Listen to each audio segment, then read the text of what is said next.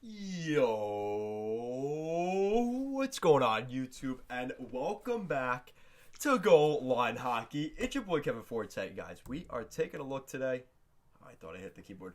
We are taking a look today at the Detroit Red Wings, as there was a recent article earlier this week talking about the Detroit Red Wings and Steve Yzerman saying that Dylan Larkin is the only untouchable at this year's trade deadline into the offseason.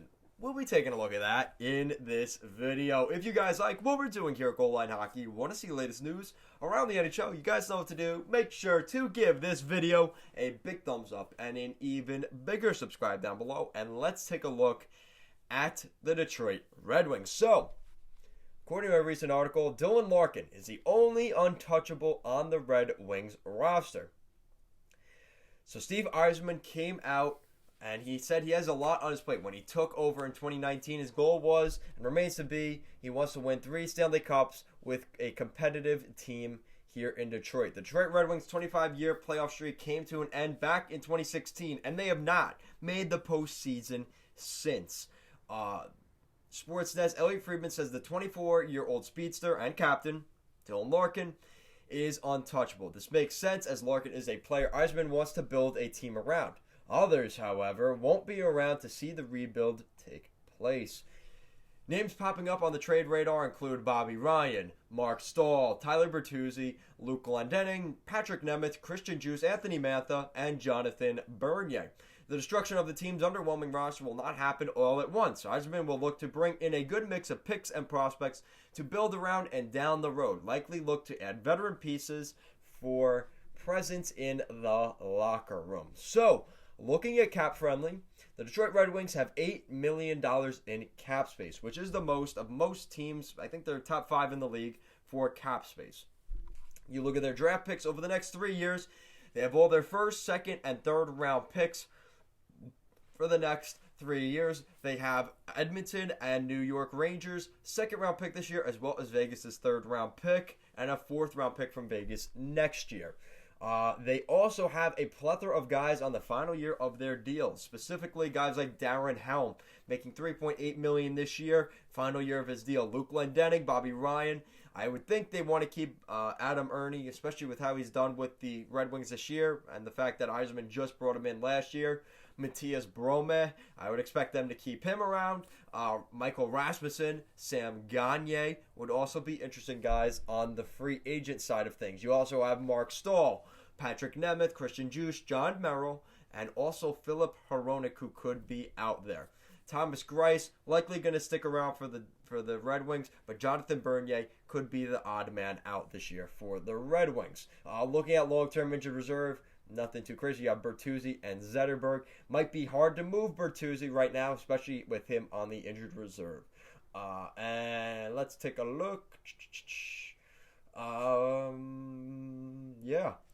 So, the names we've been hearing, I think the bigger names that we could really look at are guys like Anthony Mantha, who is signed for the next 4 years, $5.7 million per season. He's only 26 years old, so he's going to be 30 at the end of this deal. He could get paid big, kind of like we're seeing right now with a Ryan Nugent-Hopkins, where he's just coming into his prime and is going to likely get a big payday this offseason.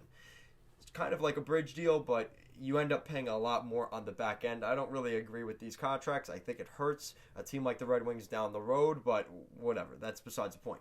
So if Anthony Mantha gets brought in, teams have to consider that he is going to get a big payday, likely once he leaves that contract. He's struggling right now, but let's remember he's with the Red Wings. If he was on most other teams, like a playoff caliber team, he'd probably be playing a lot better. Like, I can't guarantee that, and that's maybe part of the problem with Mantha, is you can't guarantee success just because he's struggling with the Red Wings. So his value is definitely taken down a notch. Robbie Fabry, another year on his deal. He's only 25 years old. I think Vlad Nemesnikov will stick around. They have him for the next 2 years. Danny Kaiser could also generate interest. He's 31 years old. He'll be 33 at the end of his contract, making $5 million for this year and next year. So he's another name that you could see on the free agent market. I'm surprised we don't hear his name very often, but another guy with a modified no trade clause. And like I said, the key thing for the Red Wings right now is cap space. They have cap space, so you go to teams around the league, right? Let's say the New York Rangers, and you take Tony DeAngelo's contract. You say to what's his name? I forgot the general manager's name with the Rangers.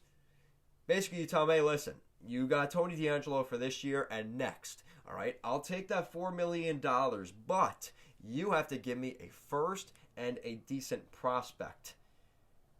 And they're going to be like, what? But maybe they would consider it because nobody's willing to take that contract. And the Rangers need cap space, especially with guys like Pavel Buchnevich this summer. They're going to need to move a guy like Tony DeAngelo. Well, what about a team like, I don't know, maybe the Toronto Maple Leafs? Maybe you take on Alex Kerfoot, right? You could slot into your bottom six. He's making $3.5 million this year and next.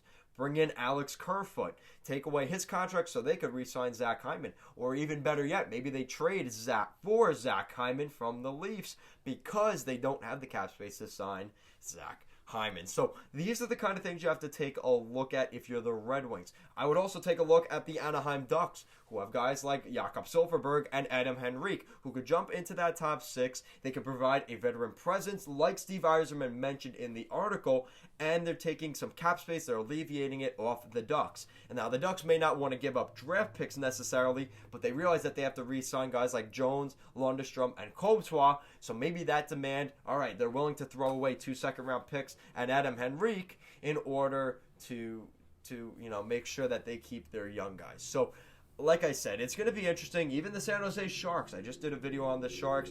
Maybe take away one of those big boys, Mark-Edward Vlasic, right? Maybe you find a way to make that work. So, let me know in the comment section down below. What do you think of the Detroit Red Wings? Because I think there's a lot they could do at this year's trade deadline, as well as going into the offseason because of their cap space. Guys, thank you so much for watching this video, and I'll see you guys next time.